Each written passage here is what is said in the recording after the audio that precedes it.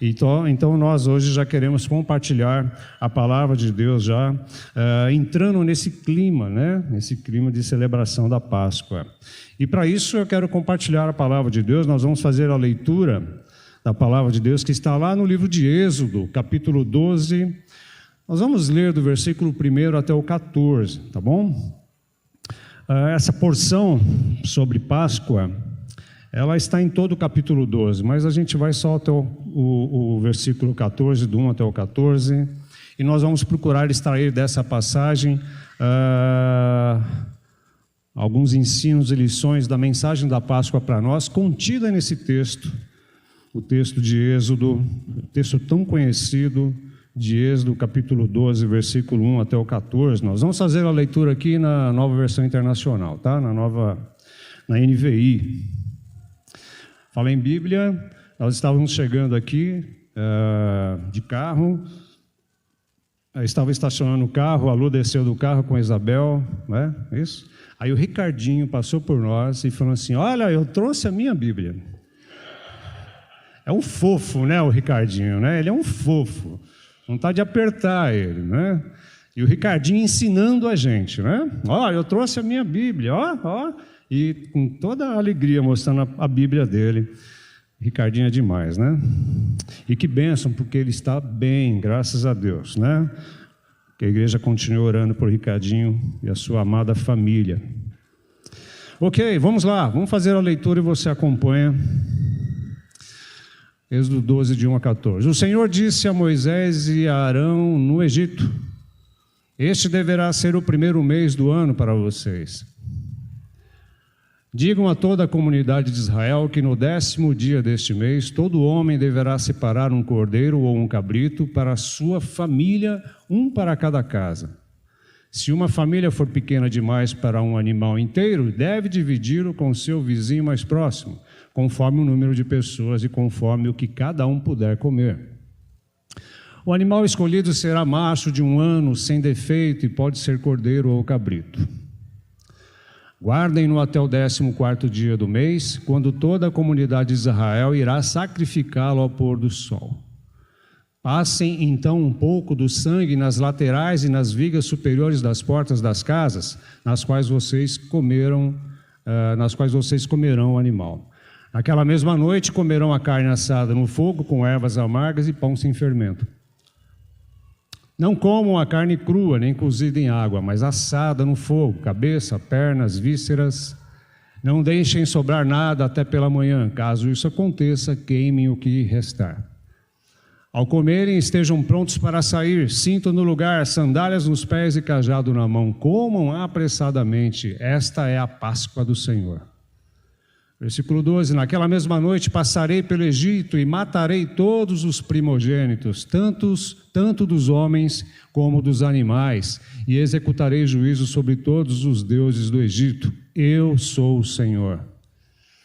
O sangue será um sinal para indicar as casas em que vocês estiverem, e quando eu vir o sangue, passarei adiante. A praga de destruição não os atingirá quando eu ferir o Egito. E o último versículo: este dia será um memorial que vocês e todos os seus descendentes celebrarão como festa ao Senhor, celebrem-no como decreto perpétuo. Amém? Senhor, obrigado por tudo que já fizemos até aqui nessa noite, louvando, adorando o Senhor, intercedendo, apresentando as nossas súplicas ao Senhor. E agora, Pai, vamos compartilhar a palavra do Senhor.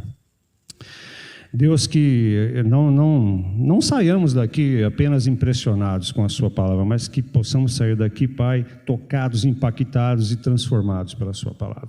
Nos ajuda, Senhor, esse é o nosso desejo e nós dependemos de Ti, em nome de Jesus. Amém. Conforme nós falamos, daqui uns dias, mais especificamente dia 17, vamos celebrar a Páscoa. Nós, cristãos, celebramos a crucificação, a morte e a ressurreição de Jesus Cristo. Essa é a nossa Páscoa, né? E isso é um ato de misericórdia de Deus para libertar, salvar a humanidade dos seus pecados. Isso é um ato de amor e de misericórdia de Deus. Queridos, me permita, por favor, ler um pouquinho do contexto aqui histórico, de forma muito resumida, rápida, para a gente poder dar sequência. Israel estava debaixo de opressão. Eram 430 anos de escravidão no Egito. Deus ouve o clamor do seu povo e envia o seu mensageiro Moisés com uma mensagem expressa: deixe o meu povo ir para celebrar-me festa no deserto, uma festa no deserto. E isso está lá em Êxodo capítulo 5, versículo 1, a parte B do versículo. Mas o faraó endureceu seu coração e faraó oprimiu ainda mais o povo de Deus. Deus enviou dos céus 10 pragas e exerceu juízo sobre todos os deuses com letra D minúscula do Egito.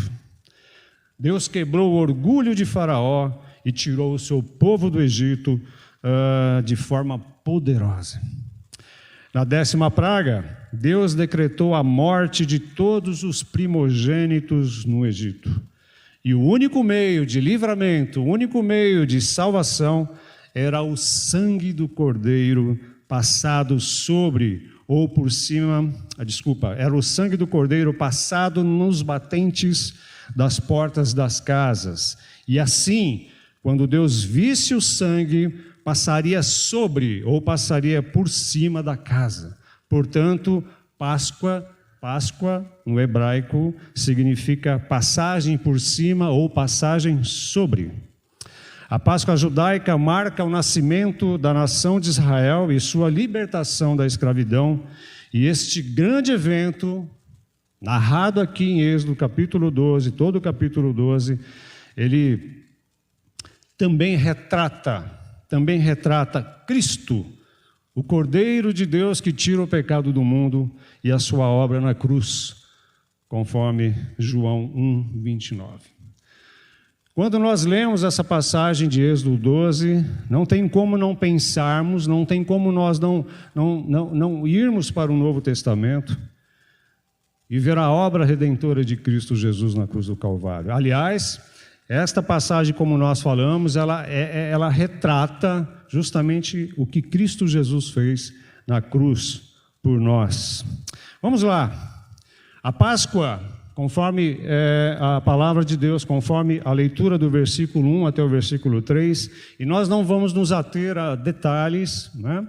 Nós vamos compartilhar, extrair dessas passagens uma lição, uma mensagem dessas passagens. Nós não vamos entrar muito em detalhes, tá? Sobre o porquê comer a carne assada, o porquê depois queimar os ossos, enfim, nós não vamos detalhar isso, nós vamos extrair a mensagem, o ensino da palavra de Deus nessas porções. Versículo 1 até o 3, o Senhor disse a Moisés e Arão no Egito: este deverá ser o primeiro mês do ano para vocês. Digam a toda a comunidade de Israel que no 10º dia deste mês todo homem deverá separar um cordeiro ou um cabrito para a sua família, um para cada casa. Mais do que um novo calendário estabelecido a partir daquele momento, porque aqui começaria o calendário anual dos israelitas. E esse novo calendário judaico deveria ser celebrado anualmente pelo povo de Deus, pelos judeus, por Israel. Mais do que uma mudança, mais do que um novo calendário, a instituição da Páscoa aqui era um marco na vida do povo de Deus. Significava um novo começo na vida do povo de Deus. Era o começo de uma nova vida.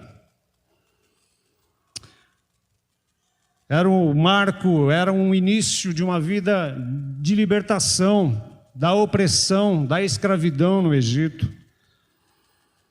A partir desse momento, eles deixariam de ser escravos no Egito para serem livres e peregrinos na direção da terra prometida. A Páscoa era um memorial para o povo de Deus e deveria ser celebrado continuamente. É um marco, uma nova vida. Por isso que quando uma pessoa se converte a Cristo Jesus, quando ela declara que Cristo é o seu Senhor e Salvador, quando ela se rende ao Senhor, ao seu senhorio, ao seu controle sobre sua vida, ela ganha uma nova vida. A vida passa a fazer sentido. A pessoa começa a olhar para o mundo, para os acontecimentos do mundo, acontecimentos na sua vida, numa perspectiva divina, segundo a palavra de Deus, segundo o que Deus tem para ela. Portanto, a conversão, uma vida convertida, uma vida de rendição a Cristo, significa o fim da escravidão, o fim da opressão, o fim do domínio da natureza, da velha natureza. Eu não estou falando o fim da influência da velha natureza, mas o domínio dela sobre nós. Do domínio do pecado. Não estou falando da influência ainda do pecado, da influência ainda da velha natureza, do velho eu, né? Mas do domínio, do controle. É ser livre e caminhar rumo a Canaã celestial, rumo a um novo destino, uma vida com sentido, não uma vida sem dificuldades, sem lutas, né? Mas uma vida que começa a fazer todo sentido para nós. E hoje na escola bíblica a gente aprendeu com a mulher samaritana, né? Essa mulher não tinha perspectiva nenhuma. Ela tinha problemas morais, ela tinha problemas familiares, problemas espirituais, mas ela encontrou o Senhor Jesus. Ela teve um encontro com Ele. E Ele deu de beber a ela a água da vida, ou seja, o seu amor, a sua graça, a sua misericórdia. E a partir daí essa mulher foi transformada. Áreas da sua vida começaram a ser transformadas. Por isso, um novo nascimento, uma nova vida, um novo começo. Era isso, esse marco na vida do povo de Deus ali, povo de Israel. E é assim na nossa vida quando nos rendemos ao Senhor Jesus. Versículo 3 e 4, a gente acabou de ler o 3. Se uma família for pequena demais para um animal inteiro, deve dividi-lo com o seu vizinho mais próximo, conforme o número de pessoas e conforme o que cada um puder comer. Nós vimos aqui no versículo 3 e 4 que Deus tem um plano para cada pessoa individualmente falando em Cristo Jesus. E Deus também tem um plano para a família, para as famílias.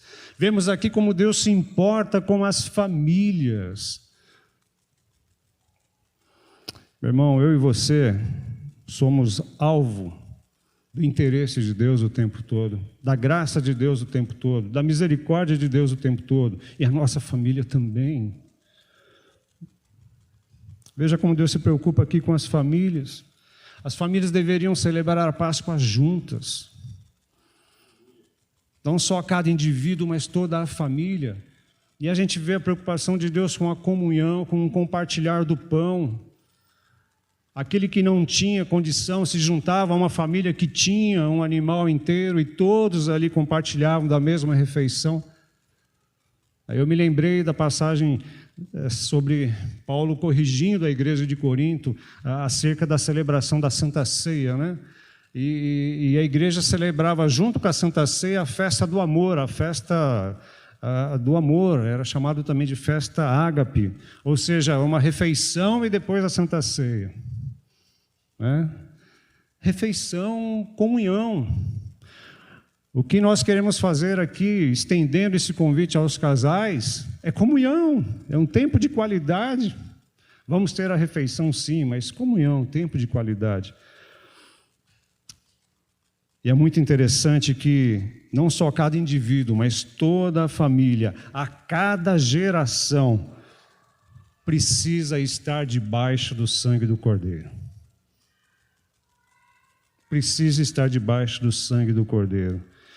É o que diz a palavra de Deus. Esse memorial deverá ser celebrado por toda a família. Olha o versículo 14. A gente vai pular um pouquinho aqui. Esse dia será um memorial que vocês e todos os seus descendentes celebrarão como festa ao Senhor a cada geração. Preocupação de Deus para que todas as famílias possam ter esse encontro com o Cristo Salvador. E isso exige compromisso, isso exige esforço de todos nós, esforço dos pais em ensinar aos seus filhos sobre o significado da Páscoa. Toda a família recebeu essa ordem. Olha lá no versículo 26 e 27 que eu vou ler para você. Você só acompanha, versículo 26 e 27 do mesmo capítulo. Obrigado, Fê. Quando os seus filhos perguntarem o que significa essa cerimônia, o que significa tudo isso, respondam-lhes: é o sacrifício da Páscoa ao Senhor, que passou sobre as casas dos israelitas no Egito e poupou nossas casas quando matou os egípcios. Então o povo curvou-se em adoração. Que responsabilidade dos pais, da família, em repassar esse ensino, ensinar com temor e com adoração o que Deus fez na vida do povo de Israel e o que Deus fez lá no Egito. Eu penso que naquela noite onde Deus ia exercer o juízo sobre o Egito, os pais não podiam se descuidar dos seus filhos, né? Não deviam deixar eles ficar fora de casa até a meia-noite, porque foi nesse horário que o anjo, né, que aplacou os primogênitos, ele passou ali no Egito, né? Os pais preocupados em manter os seus filhos em casa, todos deveriam estar lá, né? Dentro das casas, debaixo do sangue do Cordeiro. Eles tinham que confiar na palavra de Deus, eles tinham que confiar no que Deus havia dito, no que Deus havia prescrito para eles.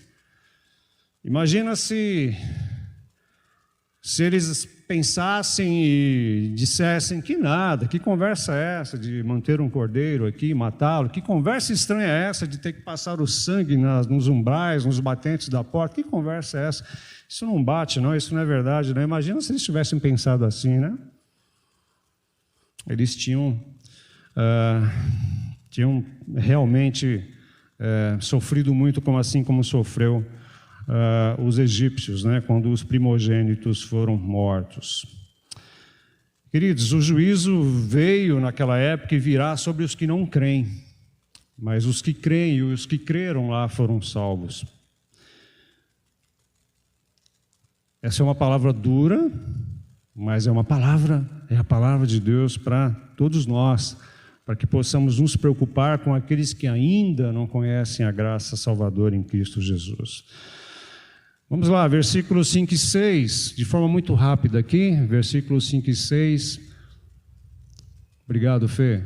O animal escolhido será macho de 1 ano, sem defeito, e pode ser cordeiro ou cabrito. Eu quero destacar aqui o sem defeito. Um cordeiro sem defeito significa o melhor para ser oferecido a Deus. E esse cordeiro aqui, ele era símbolo de Cristo, aponta para Jesus Cristo, o cordeiro perfeito, sem pecado. Conforme a segunda carta de Paulo aos Coríntios, capítulo 5, versículo 21. Vamos ler lá, Fê? Vamos ler. Olha só essa ponte maravilhosa que essa passagem em Êxodo do Antigo Testamento faz com o Novo Testamento, e Paulo tinha isso em mente quando ele falou aqui em 2 Coríntios capítulo 5, 21. Deus tornou pecado por nós aquele que não tinha pecado algum, para que nele, em Cristo, tornássemos justiça de Deus. Cristo não tinha pecado nenhum, mas recebeu sobre ele, sobre si, todos os nossos pecados, para que por ele, através dele, fôssemos feitos justiça de Deus. Para que em Cristo toda a justiça de Deus fosse satisfeita. Vamos lá, versículos, agora nós vamos ler do 6 até o 13, nós vamos ler de novo, tá bom? Guardem-no até o 14º dia do mês, quando toda a comunidade de Israel irá sacrificá-lo ao pôr do sol. Passe então um pouco do sangue nas laterais e nas vigas superiores das portas das casas, nas quais vocês comerão o animal. Naquela mesma noite comerão a carne assada no fogo, com ervas amargas e pão sem fermento. Não comam a carne crua nem cozida em água, mas assada no fogo, cabeça, pernas e vísceras. Não deixem sobrar nada até pela manhã. Caso isso aconteça, queimem o que restar. E ao comer estejam prontos para sair, cinto no lugar, sandálias nos pés e cajado na mão. Comam apressadamente, esta é a Páscoa do Senhor. Naquela mesma noite passarei pelo Egito e matarei todos os primogênitos, tanto dos homens como dos animais, e executarei juízo sobre todos os deuses do Egito. Eu sou o Senhor. E o último versículo: o sangue será um sinal para indicar as casas em que vocês estiverem. Quando eu vir o sangue, passarei adiante. A praga de destruição não os atingirá. E quando eu ferir o Egito. Queridos, o Cordeiro da Páscoa, ele foi morto, ele foi sacrificado e seu sangue foi aplicado nas laterais das portas. Não foi a presença do Cordeiro nas casas que salvou os israelitas, mas ele teve que ser morto. Novamente, a palavra de Deus aqui nos aponta para Cristo Jesus, porque lá em Hebreus capítulo 9, versículo 22, diz a palavra de Deus que sem o derramamento de sangue não há perdão, não há remissão de pecados, uma vida pela outra vida. É a morte de Jesus Cristo em nosso lugar que nos trouxe salvação. A salvação foi, é e vai sempre ser por substituição. Cristo Jesus é o nosso substituto.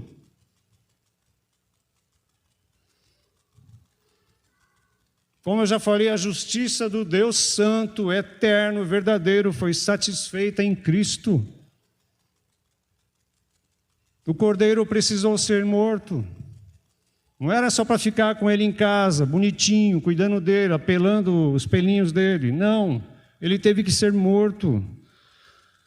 E o que a gente extrai daqui? Muitos admiram Cristo Jesus, admiram a sua pessoa, acham ele um mestre, admiram seus ensinos, admiram seu exemplo, um homem honesto, íntegro. Muitos ficam impressionados com os seus milagres, com os seus feitos, mas não dão a importância e não acreditam que Jesus Cristo precisou morrer na cruz para salvar a humanidade, a saber, aqueles que creem do juízo vindouro, da condenação vindoura. Ele fez isso para trazer uma nova vida, ele fez isso para trazer esperança para o mundo mergulhado no caos, no engano, na mentira. O Cordeiro precisou ser morto. Vamos ler Apocalipse 5:9.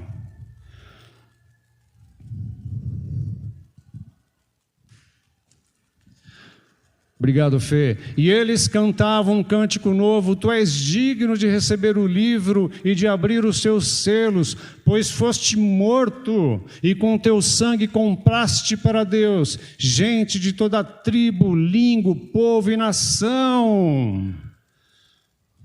O Cordeiro que foi morto. Se não for assim, não há perdão, não há remissão de pecado, não há vida eterna. Vamos ler o versículo 12. O Fer, pode deixar que eu leio daqui, tá? Que eu não te passei. E cantavam em alta voz: digno é o Cordeiro que foi morto, por receber poder, riqueza, sabedoria, força, honra, glória e louvor.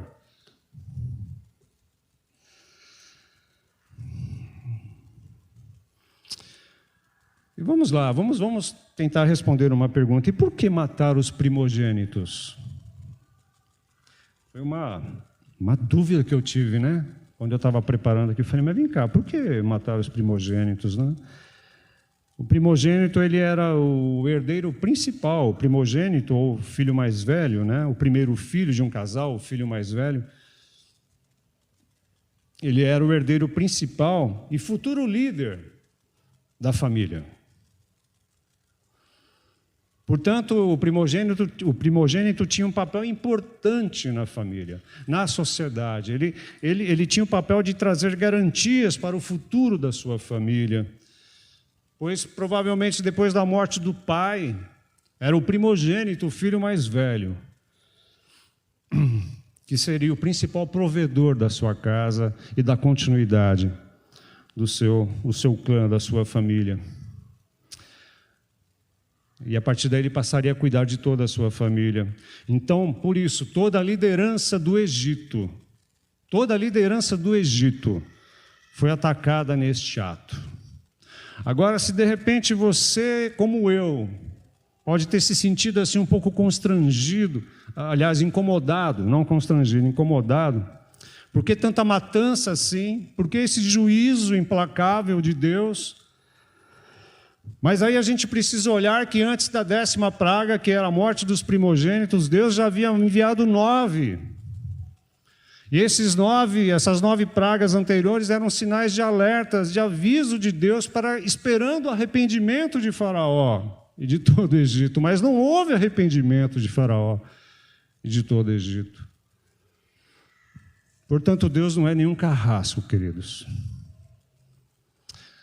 Deus, ele o tempo todo age com misericórdia e graça. Lembra que nós compartilhamos de uma outra mensagem aqui, que o perdão pertence a Deus, não a condenação. Deus busca salvar o ser humano o tempo todo.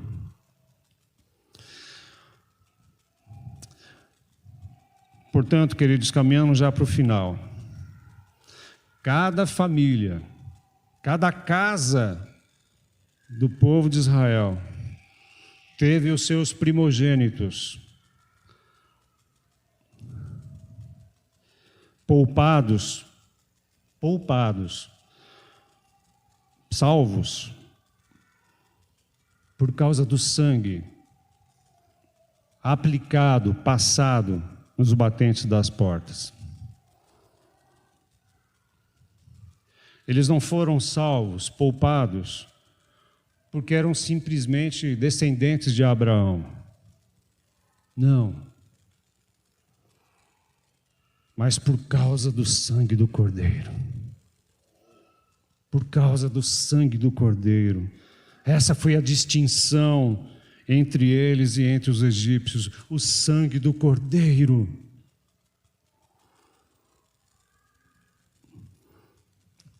A diferença entre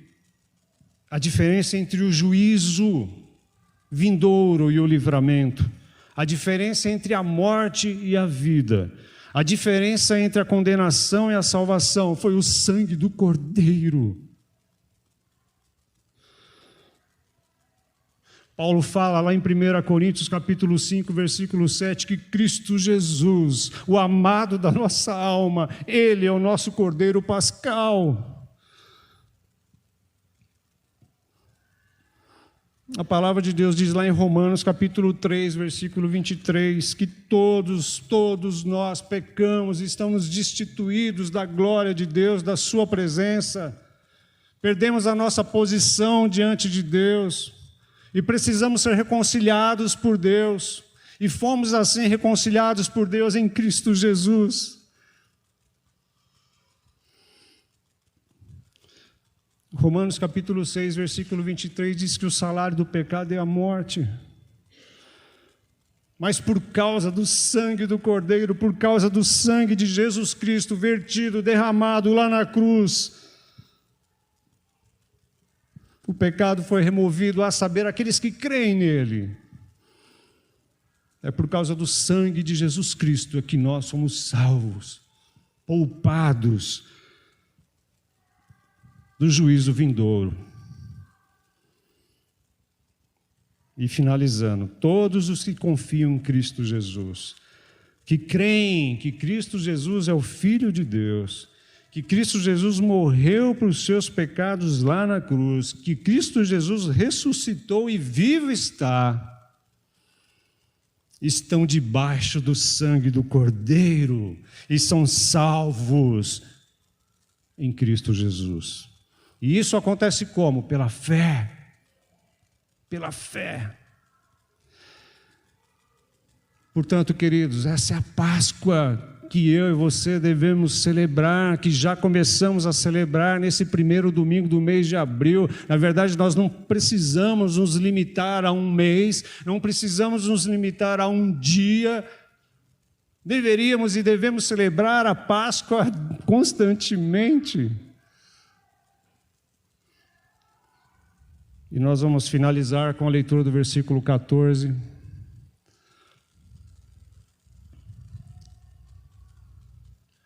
Este será um memorial que vocês e todos os seus descendentes celebrarão como festa ao Senhor. Celebrem como decreto perpétuo. Queridos, festa, alegria pela salvação em Jesus Cristo. Lá no capítulo 5, versículo 1, a ordem de Deus expressa para Faraó através de Moisés foi: deixe o meu povo ir para me festejar no deserto, para celebrar a nova vida.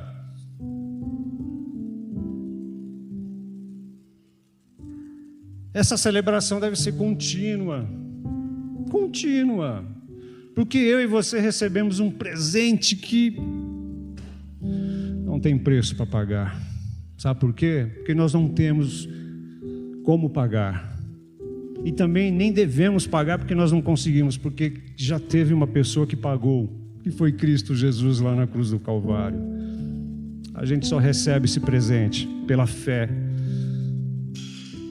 Devemos celebrar continuamente a Páscoa, a nossa redenção. Por isso que quando nós celebramos a Santa Ceia, é isso que nós fazemos.